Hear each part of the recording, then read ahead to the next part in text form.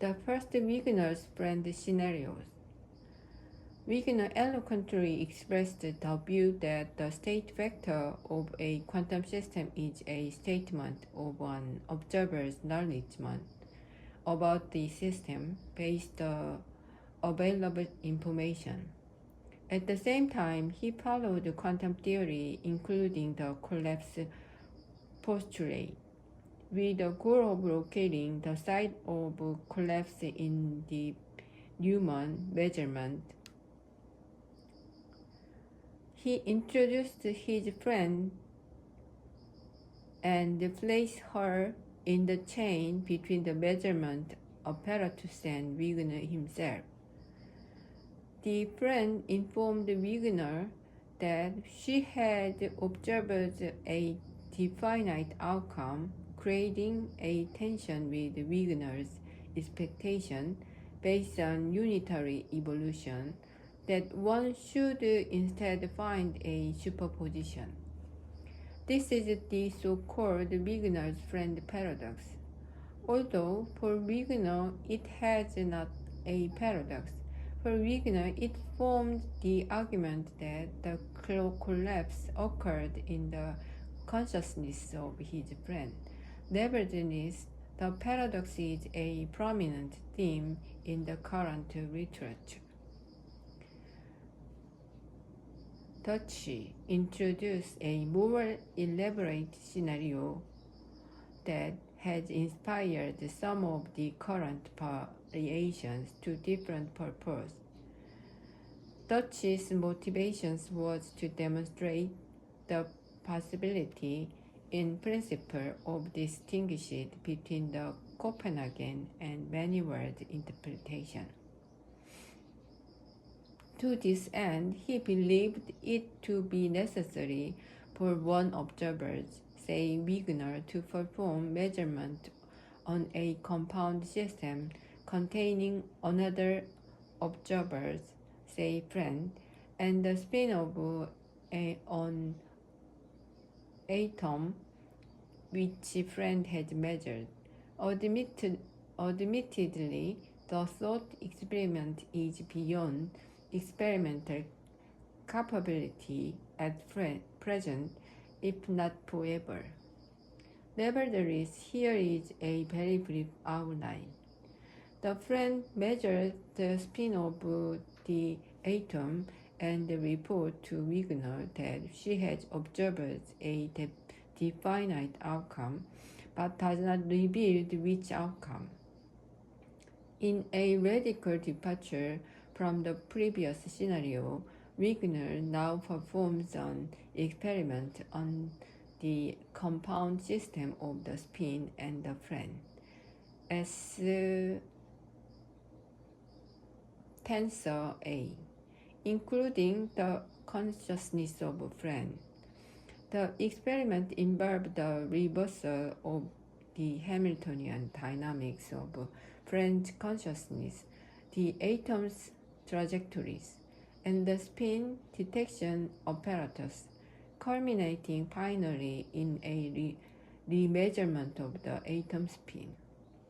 A pure state indicates many-world evolution, whereas a mixed state indicates Copenhagen-like collapse. It is important to stress a couple of points in assessing Tichy's influence on later work. First, the friend's spin measurement is described only vaguely. There is a reference to sense organs which represent some unspecified combination of the atom's detection apparatus and the friend's consciousness. Nevertheless, it is clear that the measurement process is purely unitary. Second, Wigner's expectation of a superposition state of A tensor S A is also based on his momentary assumption of unitary evolution. Both assumptions are consistent with the many-world framework as assumed by Tichy. However, this assumption of unitarity are carried over into later scenarios in treatment that do not admit collapse into their description, while retaining a one-word perspective. This is the source of a number of inconsistencies in later work. B. Cross-perspective link. The cross-perspective link portrait clearly define the prescription of Bob to get information about Alice's result. The method is deterministic. Alice's relative effect determines Bob's outcome in this prescription. Despite the other portrait of RQM, which say that he faced the situation in which S and A are entangled. Thus, Alice's relative effect is effectively a hidden variable for Bob. This portrait is aimed at establishing in RQM the repeatability of outcomes of measurement by any observers who subsequently measures in the same basis. It creates an obvious tension with the portrait that after Alice's interaction RQM measurement, Bob faced an entangled state of the system with Alice, with the Schmidt basis for S tensor A being the measurement basis of A. The introduction of cross-perspective link clarifies the status of Alice's relative effect. Namely, if we assume that for every two observers A and B, there exists a precisely defined operational way for B to deterministically recover outcomes of a measurement done by A. This means that A's outcomes have definite value which are in principle accessible to the other observers, but without a direct specific interaction are just unknown to them. However, since the process of revealing them is fully deterministic, as effectively assumed by cross-perspective link, this leg of knowledge is fully classical and has nothing to do with quantum randomness, superposition, etc.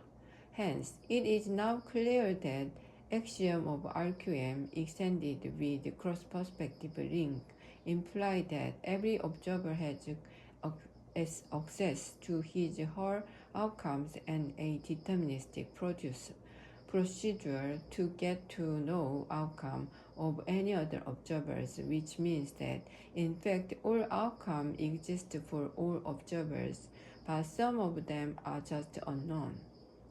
This conclusion is supported by the statement in Adam and Robley. First paragraph, which read as follows: with the addition of the portrait of cross-perspective link, it no longer seems possible to insist that everything is relational, or at least it is no longer necessary to do so, because this portrait implies that the information stored in Alice's physical variables about the variable V of the system S is accessible in principle to any observer who measures her in the right basis. So at least at an emergent level, this information about V is an observer-independent fact. This suggests that the set of quantum events should be regarded as absolute observer-independent features of reality in RQM. Also, quantum state remains purely relational.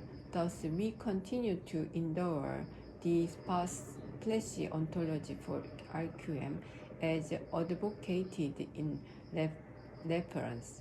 However, we now regard the point like quantum events or flashes as absolute, observer-independent fact about reality rather than relativizing them to unobserved.